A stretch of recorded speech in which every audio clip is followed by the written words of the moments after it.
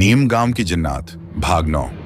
दोस्तों, नीम गांव की जिन्नात की कहानी अब और भी डरावनी और खतरनाक मोड़ पर आ चुकी है। आज आप देखेंगे कि कैसे नाजिया जिन्हों के चंगुल में फंस जाती है और फरिश अपनी जान दांव पर लगा देता है। लेकिन मुझे आपसे एक सवाल पूछना है, अगर आप फरिश की जगह होते तो क्या अपनी बहन को बचाने के लिए अपनी जान कुर्बान कर देते? इसका जवाब कमेंट में जरूर लिखना, क्योंकि हो सकता है आपका जवाब अगले पार्ट में सच साबित हो जाए। जिन्हों का हमला गुफा में खून बहाते फरिश को देखकर जाफिर गरजा, अब इंसान का खेल खत्म होने वाला है, जाओ नाजिया को पकड़ लाओ। जिन्न हवा में गायब हो गए और नीम गांव की तरफ बढ़ चले। दूसरी ओर नाजिया अपने कमरे में अकेली थी। हवा में अजीब साएं साएं गूंज रही थी। अचानक खिड़की के पर्दे उड़ने लगे और कमरे में काली परछाइयां भर गईं। नाजिया कांपते हुए बोली, कौन है वहां? मुझे क्यों देख रहे हो? तभी एक जिन्न उसके सामने प्रकट हुआ और गूंजा, अब तू हमारी है। नाजिया चीखती हुई भागी, लेकिन दरवाजा अपने आप बंद हो चुका था। जिन्न ने उसे अपनी लंबी बाहों में कैद कर लिया और हवा में उड़ते हुए गायब हो गया। फरिश का दर्द गुफा में फरिश अचानक कांप उठा। उसके कानों में अपनी बहन की चीख सुनाई दी, भाई बचाओ! फरिश ने जमीन पर मुक्का मारा और दहाड़ा, नाजिया मैं आ रहा हूं। सायरा दौड़कर उसके पास आई और बोली, फरिश अब वक्त बहुत कम है। अगर तुझे नाजिया को बचाना है तो तुझे जिन्हों की दुनिया तक पहुंचना होगा, लेकिन वहां इंसानों का जाना मौत को दावत देने जैसा है। फरिश ने खून से सनी मुट्ठी कसते हुए कहा, मौत से नहीं डरता मैं, बस अपनी बहन और तुझसे मोहब्बत निभाना चाहता हूं। फकीर का रास्ता अचानक बूढ़ा। फकीर फिर से प्रकट हुआ। उसने फरिश की आंखों में झांक कर कहा, बेटा नाजिया अब जिन्हों की दुनिया में है, वहां जाने का रास्ता सिर्फ खून और आस्था से खुलता है। तुझे अपना लहू चढ़ाना होगा, तभी दरवाजा खुलेगा। फरिश ने बिना सोचे समझे अपनी हथेली काट ली। उसका खून जमीन पर टपका और अचानक गुफा की दीवारें कांप उठी। एक अंधेरा दरवाजा प्रकट हुआ, जिसमें से ठंडी हवाएं और डरावनी आवाजें आने लगीं।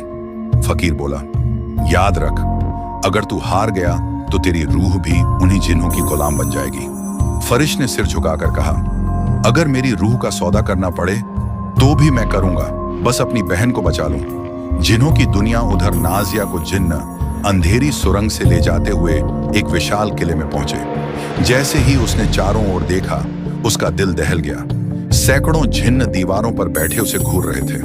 उनकी आंखें लाल थीं और मुंह से लार टपक रही थी।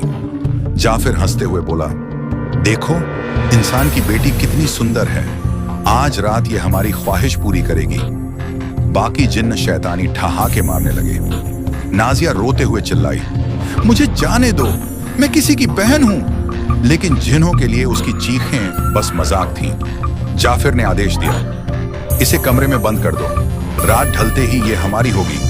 दो जिन्न नाजिया को घसीटते हुए एक अंधेरे कमरे में ले गए और दरवाजा बंद कर दिया। बाहर दर्जनों जिन्न पहरा देने लगे। फरिश की जंग इधर फरिश उस अंधेरे दरवाजे में दाखिल हुआ। अंदर घुप अंधेरा था। हवा में अजीब बदबू और जिन्हों की फुसफुसाहट गूंज रही थी। सायरा ने उसका हाथ पकड़ा, फरिश सावधान रहना, ये दुनिया तेरे खून और डर से ताकतवर होती है। फरिश बोला, डर अब सिर्फ जिन्हों को होना चाहिए, इंसानों को नहीं। उसने ताबीज उठाया तो उसमें से तेज रोशनी निकली और अंधेरा कांप उठा। कुछ जिन्न चीखते हुए राख बन गए, लेकिन बाकी और भी गुस्से से उस पर टूट पड़े। फरिश ने खून से भीगी तलवार उठाई और एक एक करके उन्हें काटने लगा। उसकी हर चोट के साथ उसकी चीख गूंज रही थी, नाजिया मैं आ रहा हूं। आखिरकार फरिश किले के दरवाजे तक पहुंचा। उसकी सांसें तेज थीं, शरीर खून से लथपथ था। जैसे ही उसने दरवाजा खोला, दूर से नाजिया की चीख सुनाई दी, भाई बचाओ! फरिश दौड़ पड़ा, लेकिन तभी दर्जनों जिन्न उसके सामने आ गए और जाफिर दहाड़ा, तुझे देर हो चुकी है इंसान। फरिश ने पूरी ताकत लगाकर ताबीज उठाया और आगे बढ़ा, लेकिन उसी पल नाजिया को एक जिन्न ने कमरे से निकालकर हवा में उठाया और किले की छत की ओर उड़ गया। फरिश चीख पड़ा, नाजिया! लेकिन उसकी आवाज गूंजते अंधेरे में दब गई। नाजिया की चीखें सुनाई देती रहीं और अगले ही पल वो जिन्हों की दुनिया में और गहराई में गायब हो गई। किले में बैठे बाकी जिन्न नाजिया को देखकर लार टपकाते हुए हंसने लगे। जाफिर ने दहाड़ कर कहा, आज की रात सबकी ख्वाहिश पूरी होगी। और नाजिया को जबरदस्ती एक अंधेरे कमरे में बंद कर दिया गया। क्या फरिश जिन्हों की उस दुनिया को तोड़कर नाजिया तक पहुंच पाएगा, या अब नाजिया सचमुच उन शैतानों की हवस का शिकार बन जाएगी? क्या सायरा और फरिश का प्यार इस अंधेरी ताकत के सामने टिक पाएगा? इसका जवाब मिलेगा नीमगांव की जिन्नात भाग 10 में। दोस्तों, अगर ये कहानी दिल दहला देने वाली लगी तो लाइक दबाना मत भूलना। कमेंट में लिखकर बताओ कि आपको पार्ट 9 कैसा लगा। और हाँ, सब्सक्राइब जरूर कर लेना, क्योंकि असली जंग तो अब शुरू होने वाली है।